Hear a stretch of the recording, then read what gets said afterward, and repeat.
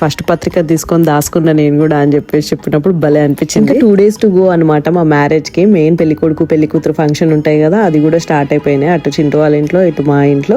ఇక మా పెళ్లి కూతురు ఫంక్షన్ రోజు అయితే మేము ఎంత ఎంజాయ్ చేసినామో, ఎన్ని డాన్స్లు వేసినామో, గేమ్స్ అట్లా ఫుల్ ఆడటం. నా చుట్టూ ఉన్న వాళ్ళు మా రిలేటివ్స్ అందరూ పెళ్లి కూతురు ఎంత యాక్టివ్ ఉండొద్దు, సిగ్గుపడుతూ సైలెంట్ కూర్చోవాలి అని చెప్పేసి ఒక్కటే చంపుతున్నారు నన్ను.